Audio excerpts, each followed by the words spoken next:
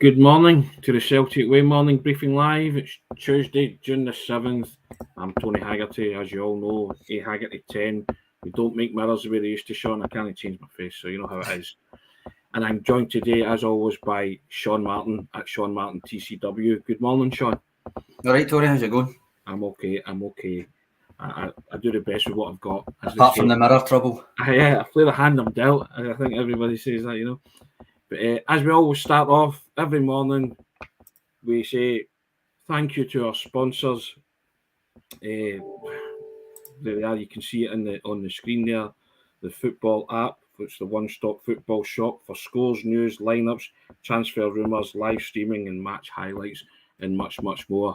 You go on and immerse yourself in the best digital experience out there. We say thank you to One Football for sponsoring the show. Very kind of them. And as you can see, running along the bottom as well, you can have a free trial on us. 30 days, rummaging through all the Celtic Way content. You can pick out the articles or the opinions pieces, tactical analysis pieces, whatever floats your boat. All you have to do, as we say every day, is hit that subscribe button and you can join us. www.celticway.co.uk/subscribe. Lots of good content on there, Sean. And as I say, if you get downloading the One Football app, you'll see lots of good content on there. Excellent stuff. You'd agree with that, Sean? I certainly do. That's how I was keeping up to date with all the international stuff last night. Indeed. Now, Sean, there was something that broke yesterday, gave all the Celtic fans a chuckle. Daily transfer roundup. Let's just say Jota's having a ball, isn't he? He certainly seems to be. He's cutting about in New York City, playing five-a-side with guys, and he's cutting about in the Celtic gear. And even spent a couple of hours with them after it. And the boy said, the guy was asked, as everybody always asked, is Jota going to sign? And his tweet was, get used to it. Jota on the wing, Jota on the wing. Read what you want into that. There you go. Good morning, everybody. Thanks for all your good morning wishes. We appreciate it. Sean, Jota? Hi. It's certainly not given any reason for alarm, at least, is it? He's enjoying a longer break than a lot of his teammates because he's not getting international duty. And if part of that is spent ingratiating himself with fans while talk's going in the background, then great. I don't really know what else to say about it. I mean, that's the Jota's weekly update. Carter tomorrow, I presume. I just love the fact he's cutting about you not sitting in a Celtic jersey. I just think that's hilarious. You know what I mean? And then thinking nothing of it, playing five-a-sides with guys. But yeah, I mean, he looks fairly happy, doesn't he? I'm sure that five-a-side comment somewhere in Greece, Sans Postecoglou's ears perked up and went, he's doing what? Yeah, correct. I was going to say, is he playing in concrete? What's the surface like? What's going on? You know, was it one touch, two touch? Maybe Jota's just working on the premise that we never stop, so he just keeps playing, you know, keeping his fitness up. That's what we'll say, working on my fitness, boss. But yeah, well, it gave us all a laugh yesterday, and as I say, it rumbles on. But the transfer window, as we've told people on the show, opens on Friday the 10th, and we'll see what transpires with that. Carter Vickers, you said, has got the 15th, Sean, am I right? It's meant to be, yeah. Now need to pick up the... Patrick's already looking ahead to the 10th there. Well, you know, normally in a World Cup year, the World Cup would start this Friday, wouldn't it? I know. That's about that. So, you know, obviously it's been shelved to November, December time, and also looking forward to that extravaganza. But there you go. Now, Sean, you mentioned it there. You were on international watch, and you've got some kind of updates with Josip Juranovic, Kyogo, and Dyson Maeda, yeah? Yep. Well, Juranovic, first and foremost, I said to you yesterday, played 90 minutes for the first time since that Scottish Cup semi-final loss when the Croatia get beat 3-0 off Austria. He got another 90 minutes last night. So that's 2 90 minutes in the space of a few days, which is good. This time the result was a lot better. They drew 1-1 with France, albeit, Tony, it was a second-string France team. He did, I watched a good bit of it. He did okay. You can tell he's still getting back to full fitness, put it that way. Yeah. He was done by Rabiot for the France goal down his side. But apart from that, he had 5 interceptions. And again, for Celtic, it's as much about another 90 minutes in his tank as anything else just now. Apart from that, before we came off yesterday, I told you that Kyogo was starting for Japan against Brazil. He ended up getting 67 minutes up front, but to be honest, they kind of struggled to get him properly involved, as you would maybe expect against Brazil. The sum total of his stats is probably 2 passes, a shot, and an offside. That probably tells you. That probably tells you all you need to know. You're smiling because he did take down Neymar, which seems to have went quite kind of viral in the Celtic Twitter sphere. You saying it might have been a message from Tony Ralston. The two of them are quite good pals. But that was the sum total. That was the sum total of his game. Maida ended up coming on for Kyogo. So they didn't get game time together. They came on for him, but tried to make a nuisance of himself. But again, it was difficult for Japan to threaten in general. Using him. Nonetheless, they still got a wee run out against Brazil, didn't they? So yeah. Now there's a comment that you highlighted here, Sean. We'll flick it up from William Lamont talking about various things. Morning, Tony. Sean, do you think Celtic will keep Big Julian now with the Starfelt injury? Now you've been touching on that past couple of days as well, haven't you? We've spoke about the fact that we don't want a Craig Gordon, Fraser Forster type situation. That's what I keep kind of trying to. That's the way I keep trying to put it. I think so. Like, it's not going to be. I'm not going to be like, oh my God, why is he let him go? If he's no intention of playing him, then fair enough. But I do think that there's a certain amount of kind of common sense in these things where he is a first team level defender. So maybe keep him about until, well, initially I was saying to you, until Carter Vickers is in the door. But you might as well keep him about a wee bit if Starfelt's injury is going to run on a wee bit. Now, as I said yesterday, Starfelt's kind of, it's not a press release, it was just on his social media saying see his next season, he's had to come away from the Sweden squad. That wasn't really giving any sort of indication that he's going to be out for Celtic, just that he was going to miss the Sweden game. So I wouldn't panic too much about it. But it's always something to consider. And I do think still, until Carter Vickers is tied up, keep Julian about, even if you intend to let him go. Yeah, well, the clock's ticking on the option to buy for Carter Vickers, the 15th of June. We'll find that out from the 10th of June, Friday onwards. Celtic can start to conclude deals, so hopefully we'll see some movement on those things from Friday onwards, Sean. Yep, bye. That's, Patrick's already says, I can't wait for Friday and all that, but I don't know. Like I said to you last week, I like the way that they did their business in January in terms of getting it all done quickly, or the majority of it done quickly. And you've got to remember, even the Matt O'Reilly deal was done swiftly because it was after the Riley McGree thing kind of fell by the wayside. It was very quick after that Matt O'Reilly was tied up and in the building. Obviously not with rope, actually. I just mean the contract, but it was. I like that, so I think that's the precedent to go on. Not to say that you can't wait a wee while, because after all, the Carter Vickers and Jota loan deals were on the last day of the window. But I think ideally, whether it's actually Friday or this weekend or not, I think the quicker the business is done, the better. Yeah, I think a lot of Celtic supporters will relax a wee bit more on it, Sean, as well. Mm-hmm. I mean, yeah, it's weird to say because you've always got that buffer that you don't have a Champions League qualifiers anyway. Yeah. But I think for the purposes of tactical stuff, gelling with our new teammates, all of that stuff, obviously that doesn't really apply to Carter Vickers and Jota, but any other signings, to take them to Austria would be a real benefit. Yeah, without a doubt. Now, Sean, on the website today, and if people want to have a look, we've got two interesting things. One is a piece that I did on Ronny Deila's tenure, 2 years he was here. He won 3 trophies et al. If you want to have a look at that, Sean just putting the links up there. And your memories of Ronny Deila, if you want to put some comments in there, guys, would appreciate that. Basically, on the question, isn't it, Tony? What's your perception of Ronny Deila's legacy? What way do you consider him now? Because that's kind of essentially what your whole kind of piece was. I think, and I'm making the point that his contribution shouldn't be forgotten. Is that right, Sean?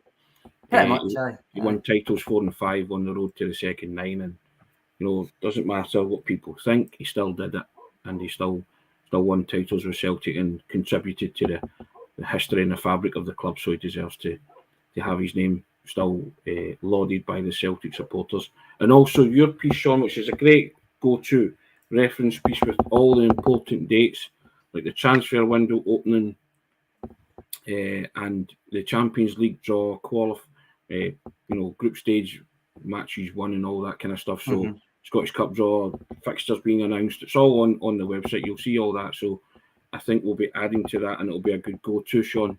For It will be, and yes, you certainly can. I thought you'd have subscribed already, Andrew. Come on. No, you definitely can. The link I've put in the comments for the subscription should take you right to the site in the subscription menu. If you get any trouble, drop us a message on Twitter, on email, whatever, and try and help you through it. But you can definitely subscribe. We've got a good few subscribers from down under. Now, and Patrick comes in and says he brought Tierney through the ranks. I mentioned that in the piece, Patrick. So I think that both Ronny Deila and John Collins should be totally and utterly commended for doing that. And the Retro Celtic said he was treated poorly. And Charlie McGarvey comes in and says, absolutely robbed of our trebled by, we'll say, dodgy refereeing, some might say. I mentioned that as well, that it was a poor decision in the Inverness game, and I think everybody remembers that. It was the Josh Meekins handball. I do. It was certainly a shocker. It was certainly a shocker. It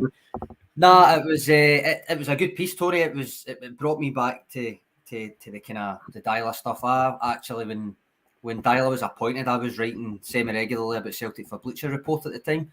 And I done a kind of what can Celtic expect from Ronny Deila kind of article, going into his background, his philosophy, signing policies, all that kind of stuff. And the one thing that kind of comes through to me when people talk about him now, and it even ties into some of the stuff you were saying about maybe the job maybe came too soon for him, is remember that it was at Strom's Godset for 6.5 years before he came to Parkhead. Yeah. He wasn't a rookie manager; he was just young. No. That said, it is a good point in your article that despite that 6.5 years where he improved them every single year, he did, that leap in expectation and media coverage and just everything about the size of Celtic compared to where he'd come from, it just wasn't possible to anticipate it and prepare for it. And in that respect, I can see why so many people have come to the conclusion that the job was maybe too big too soon for him. Well, I think initially he was coming in as Lennon's number 2, wasn't he? That was what position he was earmarked for.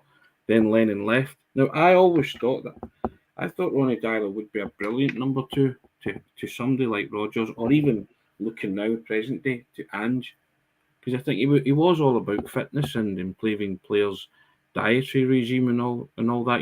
Kind of for back then it was forward thinking stuff. But a lot of players found it hard to get their head around that.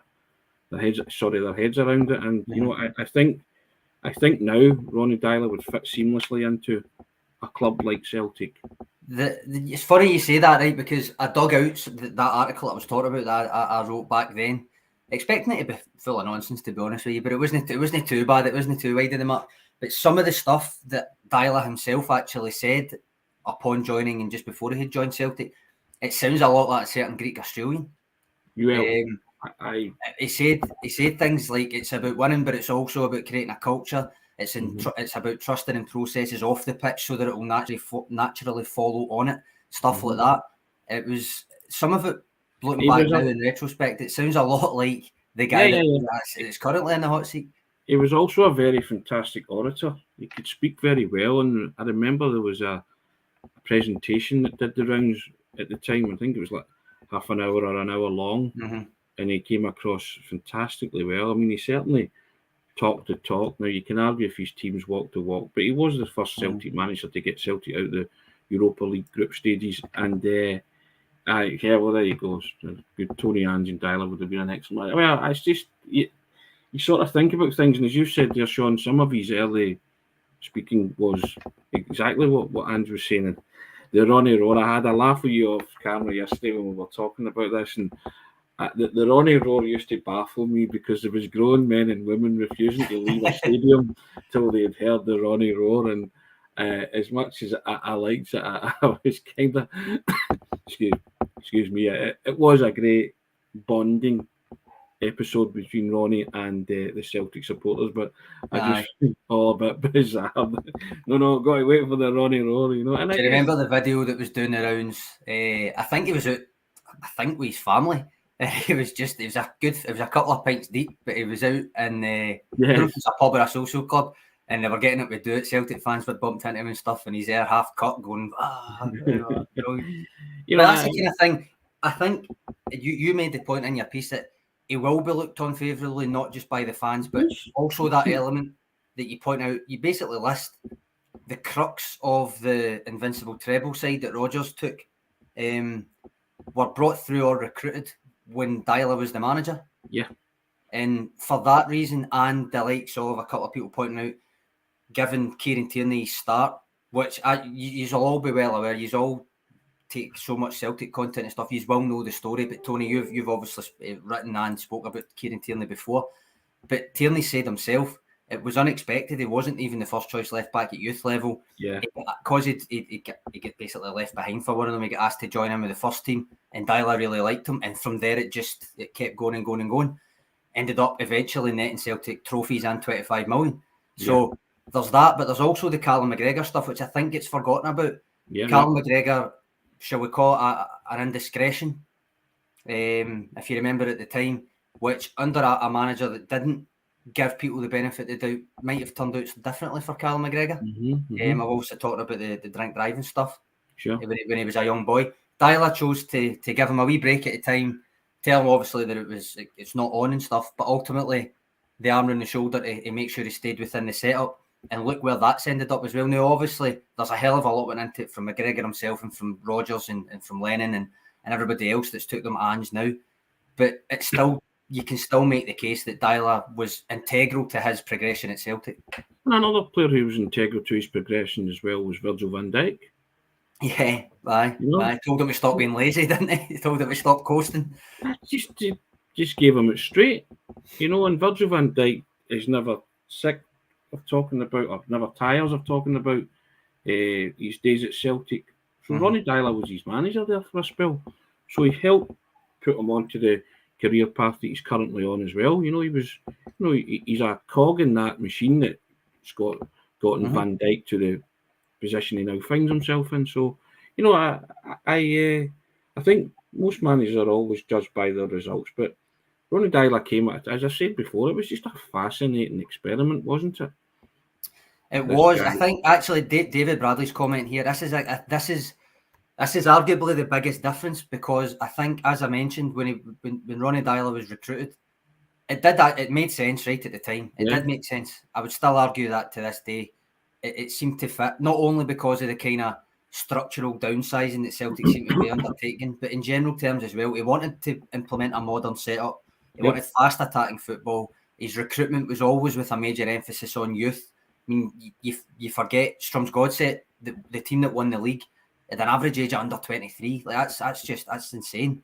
And it did fit, but it still ties into almost that right guy, maybe wrong time. Yeah. Because you made the point in your piece that he actually had, ironically, even though he had no kind of real proper rivals for the title, which should have enabled him to kind of build it easier, if you know what I mean. In a way, it almost meant that he was really expected to win a treble. Like, properly, you need to win the treble. There's no excuse for not winning it. And then when you don't win it, that looks bad. But then there was probably less of an expectation on the subsequent quadruple treble teams, and they all walked off with a treble. That's the great irony, isn't it? That the manager who Celtic probably trusted in recent history to land two trebles in the 2 years he was there was Deila. Yet a succession of managers that have came since he left all reeled them off. So I just find that fascinating more than anything else.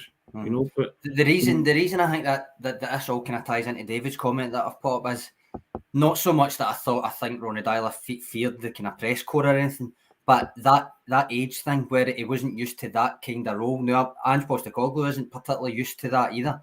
That more so than Ronny Deila was, obviously, but that experience that Ange Postecoglou has coming into a team like Celtic, as if he's prepared for this all his career. 56, not a young guy. As I say, Ronny Deila wasn't a rookie manager, but he was still young. That was arguably the biggest difference for me, because, as I say, there's a lot of similarities between them. Yeah, well, Ronny Deila was what, 38? 38, and he's 46 now. But he's still a young manager now. He still is a young manager. But yeah, indeed. Robert, that's in your Adidas box. Do you know what's in that Adidas box, Robert? Roy the Rovers comics. There you go. Do you know, Tony, that is the exact box that I use to prop up my laptop. No fancy setups here, just a shoebox in the There is laptop. Roy the Rovers comics in that Get your box. boy out of Greenock. I dug it out yesterday because some guy wanted to see one of them, which the original comic where Roy the Rovers is shot, iconic front page, but there you go. I do apologise, Frank. Not as young as Ronny Deila, though. That's all I would say. But... Yeah, and as I say, that piece is on the site today. Yep. And also Sean's go-to reference piece about the various dates. If you don't know the various dates for various things like the season starting and the transfer window opening, the Champions League draw, you can have a look at Sean's piece. It breaks it all down and where Celtic are going pre-season and all that. It's very enlightening, Sean, isn't it? I mean, it's just a wee reference point for anybody that kind of, like myself, needs a reference point to remember all these different dates. Because I'll be referring to it myself. I'll no doubt be sitting on here with you one day and I'll forget a date and I'll need to have it up. But there's actually plenty of comments still coming in about Ronny Deila, Tony. A good few just mentioning stuff about Tierney and all of that. Yeah. A good few like this, but like Retro Celtic saying they think he was treated poorly. It depends on what your expectations were. Because obviously, famously, the likes of the Chris Commons thing brought it to a head, but there was an element of some of the dressing room just not buying into it. And again, I would argue with if there was any element of that going to happen after a Neil Lennon era, with Ange Postecoglou now, that's almost another benefit of having that experience behind you when you come in the door, like Ange had compared to Ronny Deila. It's always about that, I think, though. It's always about the buy-in. If players don't buy in, it's not going to work. It's simply not going to work. He was here for 2 seasons, won 3 trophies, as you said at the start. It's just the case that he was expected to win 6, basically. Yeah, and himself has been talking about the buy-in, hasn't he? He praised Rogic and all that for giving them the buy-in and near Beaton when they left. The thing is, again, I'm drawing parallels here, whether maybe it's just face like kind of skin deep, but. Ange obviously had the benefit of knowing Tom Rogic when he came in. Yeah. Ronny Deila might not have recruited him, but Stefan Johansson was there when he arrived. He had him at Stromsgodset, sold him to Celtic under Neil Lennon. But again, I just think the difference there is arguably 2 things. The fact that when Ange arrived, it was such a shambles that he needed a bit of goodwill and he got it because of the shambles that he inherited. And 2, get into a dressing room with the back catalogue of stuff that Ange Postecoglou had done in various countries and the kind of charisma that he's got and stuff was a good start to go, if you know what I mean, to from the get-go. But I do think there's a hell of a lot of parallels there to be made. Yeah, and I do think as well that history will treat Ronny Deila kindly and the Celtic supporters, he'll always be welcome back at Celtic Park. There you go, and David Bragg, the players he brought through top class. He got a great tune out of a lot of players as well. You know, I'm talking about McGregor and even Rogic and Scott Brown and guys like that. You know, so I have no qualms about the job that Ronny Deila did. You know, and I know he himself, when asked if he could do it all again, has always said he would love to do it all again. So I mean that's an interesting one. He should have been given the job of running the youth setup from top to bottom. I always wonder if guys who have had the taste of the top job would go down the ladder in that sense, but I still think he could have had a valid contribution as a number 2. I really do. Maybe, but again, remember when I was talking to you and Alison about should Scott Brown come back into the coaching setup and the youth setup, but my point was he's already tasted first team coaching. He won't want to necessarily go back to the youth team stuff. I think that's been borne out with the fact he's went for a managerial role as well. But I think having been the main man for 6.5 years, came to Celtic, he was probably never likely to that. Whether he might have been more suited to it, which I know is your point, is another thing. But you can see even what he's gone on to do after Celtic, that is obviously he wants to be the guy. He wants to be a manager, in his own right, and he's had success at New York City. But I do take your point, and I take all the points here because there's a hell of a lot of people say, like the comments up on the screen, it would have been really good taking charge of the youth setup and implementing a thing bottom up kind of thing, but it's don't just think- not what he wanted to do either. He wants to be a manager. He wants to be the head coach. So I there was is no- laughing there because this had me giggling. Got to say, fair play, Frank. I've got the glasses, Frank. There you go. and I'm a significant birthday next month. So yeah, there you have it. I'm about 50. I'll just tell you, no big deal. I've never kept it a secret. Yeah, but no, I think as I say, I'm still. There is no right or wrong opinion here on Ronny Deila, to be honest. No. It's just opinion, and people see things differently. But I don't think many people would disagree about his tenure. There was bits that were enjoyable, and there's bits that weren't enjoyable. Mostly the European exploits, So, but yeah, it's a talker, Sean, isn't it? It gets people to talk. It did. I mean, you see the amount of comments about him is. I do. I think you've nailed it. I think it is. I think you're spot on when you say about the irony of being expected to win 2 trebles, even though he was coming in and all of that. But also, as a kind of broader scope, a kind of the way that history will look on him is actually he delivered the 2 titles, which was at least what you wanted. Probably wanted more, but regardless, if it wasn't for that decision, which you don't always want to go on about, but if it wasn't for that, he might even have won a treble while he was there. Yeah, and perhaps more importantly than anything, apart from the two titles, which obviously contributed to the second 9 in a row, was the Tierney, McGregor, all of that. That is arguably the most important thing. We've got one other question here. I'm kind of running away with time, but I did say get your questions in. What do you think of that, Tony? Big name players coming in from Friday, right? Good players. But I suppose by that it means oven ready, first team ready, which Frank said in a comment earlier on. Yeah. Jota and Carter Vickers, hopefully. I mean, that's the only show in town just now for first team ready players. They've been linked with umpteen. All on Sunday. I think there will still be another few above that. Yeah. But I think in terms of the kind of players that William Lamott's talking about, it's still very much those two. Yeah, it's still that's the way I see it, and I still think there'll be another 3 or 4 to come in. But I just wanted to quickly mention, Sean, on this day in 1967, Celtic beat Real Madrid 1-0 in Alfredo Di Stefano's testimonial. And Jimmy Johnson was the star turn. Funny that, eh?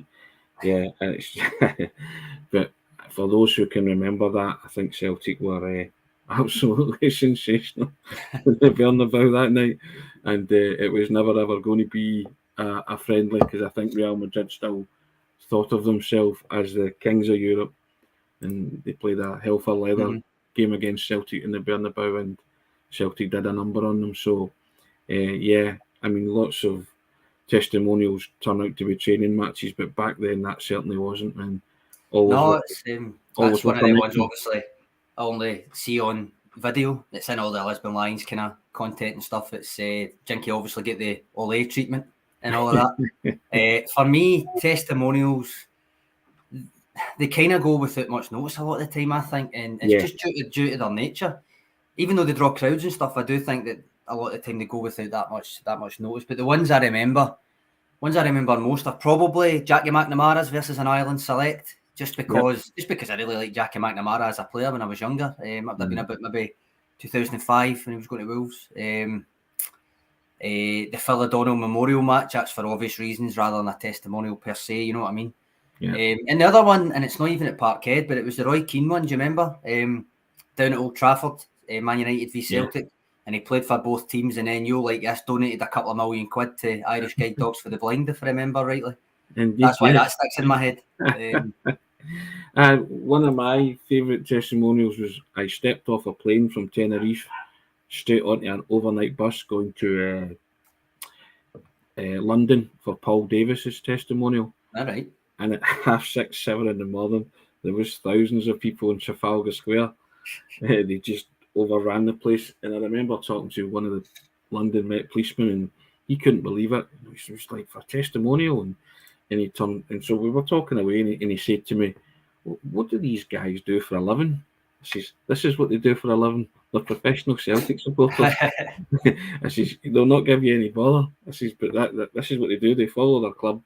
I says they find the money and they follow them everywhere, and he was astonished. I think Celtic took about between 12 and 15,000 to Highbury, if memory serves. But well, there is a reason that so many of clubs down course. south, especially And, want and Celtic the to be atmosphere was involved brilliant all day, and in London it was testimonials and stuff. terrific. But I just remember being knackered because I was straight back from holiday, and when you're young, you can do everything. But I remember sitting at the game, nearly falling asleep. I think it Don't worry, finished Tony. Frank's made it clear you're still a young man yet. I think it finished 2 each, and Charlie Nichols scored for Celtic, and Darius Vidovcik scored a free kick. It was a screamer, a cracker. So Nice. it was worth it for that alone, to be fair. But there you go. So, guys, thanks for your comments today. A lot of them about Ronny Deila and testimonials as well. But enjoyed that. Half an hour goes quickly when you talk about Celtic. It does, right? And remember, it's summer, so although we'll have topics in mind when we come on and stuff.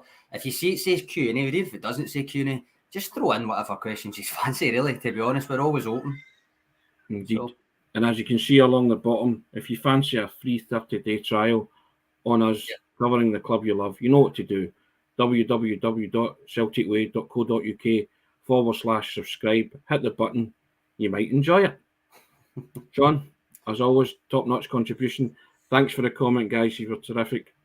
We'll reassemble tomorrow, Sean. Same time, same back channel. Certainly will. Cheers, Tony. Cheers, Trips.